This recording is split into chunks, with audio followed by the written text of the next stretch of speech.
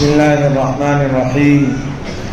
انسان اپنی زندگی میں ملاوٹی دودھ کو ناپسند کرتا ہے۔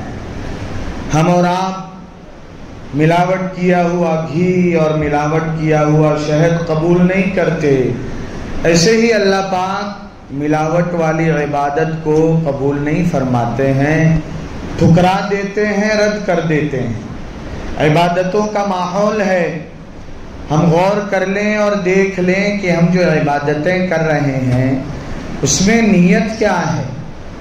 کہیں ایسا تو نہیں کہ لوگ دیکھیں ماشاءاللہ کیسی نماز اچھی پڑھتے ہیں، ان کی تلاوت کا کیا حال، تھوڑا سا میرا اعتکاف کے ساتھیوں پر روحب جم جائے کہ ہم تو سوتے ہیں اور یہ قرآن ہی لے کے بیٹھا رہتا ہے۔ کہ آقا حضرت محمد الرسول اللہ صلی اللہ تعالی علیہ وآلہ وسلم نے جس طرح اور انبیاء نے اپنی امتوں کو دجال کے فتنے سے ڈرایا، اللہ ہم سب کی حفاظت فرمائے۔ ہاں، جب دجالی فتنہ آتا ہے تو اس کی لپیٹ میں اچھے اچھے داڑھی ٹوپی والے جوان بظاہر دیکھ کے ایسا احساس ہو کہ ان کا ایمان کتنا پختہ۔ ابھی کلیان کی ویڈیو آئی تھی دارالفلاح مسجد کی کہ نکاح کی مجلس سے پتہ چلا یہ تو شکیلی فتنے کے لوگ ہیں، شکیل بن حنیف کو انہوں نے مہدی اور عیسیٰ مان رکھا ہے، ایمان سے دین سے خارج ہیں۔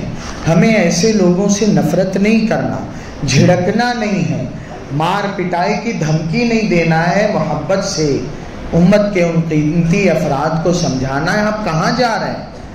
تو ہر نبی نے جیسے ڈرایا، آقا حضرت محمد صلی اللہ علیہ وآلہ وسلم نے بھی دجالی فتنوں کا ذکر کیا، اس کے بعد کہا کیا اس سے بھی زیادہ خطرناک بات نہ تمہیں بتاؤں؟ صحابہ نے کہا جی ضرور بتائیں، اس سے بھی زیادہ ہمیں نقصان دینے والی اور کیا چیز ہو سکتی ہے کہ یہ دجال ہمارا ایمان چھین لے، عقیدہ خراب کر دے۔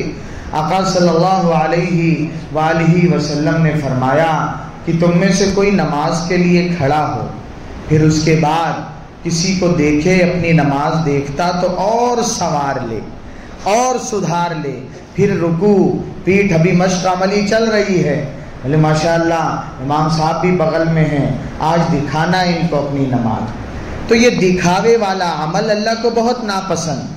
ترمذی شریف میں آتا ہے کہ کل قیامت میں جب اگلی پچھلی تمام امتوں اور قوموں کو اللہ جمع کریں گے تو اللہ کی طرف سے اعلان کرایا جائے گا جن لوگوں نے اللہ کے علاوہ کے لیے عبادتیں کیا ہے وہ اللہ کے علاوہ سے بدلہ لے لیں، آج اللہ کی طرف سے انہیں کوئی بدلہ نہیں ملے گا۔ مزدور مشقت کرے، محنت کرے، اور شام کو جب کمائی پانے کا بدلہ اور معاوضہ ملنے کا وقت آئے تو اسے محروم کر دیا جائے، کیا حال ہوگا اس کا۔ تو اسی لیے یہ رمضان کے مبارک مہینے میں جہاں عبادتوں کا ماحول ہے، میری اور آپ کی یہ ذمہ داری ہے کہ ہم اور آپ اپنی نیتوں کو خالص کر لیں۔ دیکھیں کتنے سفیر آتے ہیں، ہم گھر سے پیسہ لے آئے کہ انشاءاللہ مدد کریں گے، لیکن نکالا تو دل میں خیال آیا لوگوں کو بھی تو پتہ چلے کہ وہ 100 اور 10 روپیہ دے رہا ہے اور میں ہر ایک کو 500 کی پکڑا رہا ہوں نوٹ۔ تو یہ جیسے نیت آئی ان میں یہ خرابی اور خلل پیدا ہو گئی کہ جو شہرت اور ناموری دکھاوے کے لیے کوئی عمل کرتا ہے، حدیث پاک میں آتا ہے کل اللہ ساری مخلوق کے سامنے ذلیل کر دیں گے۔ ہاں، اللہ ہمیں ہماری حفاظت فرمائے۔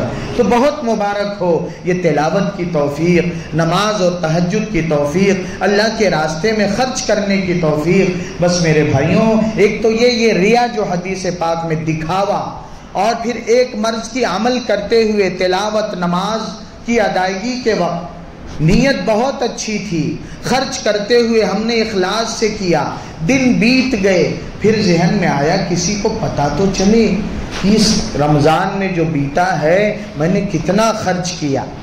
جب خرچ کیا تو اخلاص تھا، بعد میں سنانے کے لیے ارے اس رمضان میں تو بس اللہ کا کرم ہو گیا۔ کرم نہیں بتانا ہے کہ میں نے لوگوں کی جیب کتنا گرم کیا، یہ بتانا ہے۔ تو اب یہ سنانا بعد میں۔ حکیم الامت حضرت مولانا محمد اشرف علی تھانوی رحمۃ اللہ علیہ ایک صاحب کے یہاں گئے، میزبان نے کہا ارے اس پیالے میں پانی لاؤ جو میں 7ویں حج میں لایا تھا۔ تو حضرت نے کہا بھائی آپ کے حاجی صاحب اس ایک جملے نے 7 حج کے ثواب پہ پانی پھیر دیا۔ ہاں تو بہت ڈرنے کی بات ہے، کوئی بھی بات ہماری آپ کی، انسان ہیں، اللہ سے توفیق مانگتے رہیں، یا اللہ عمل اس طرح کرنے کی توفیق دیجئے جیسا آپ کو پسند ہے، اور اللہ ہماری نیتوں کو خالص کر دیجئے، نیکیوں کی حفاظت فرمائیے، اللہ ساری امت پہ کرم کی نگاہ ڈال دے، رمضان کی برکت سے امت کے مرجھائے چہرے پر اللہ مسکراہٹیں لے آئے، امت کے دکھی دل پر اللہ مرحم مغفرت کا، بخشش کا، جہنم سے آزادی کا رکھ دے۔ ساتھی قریب آئیں، مشورہ ہوگا۔ سبحان ربک رب العزت عما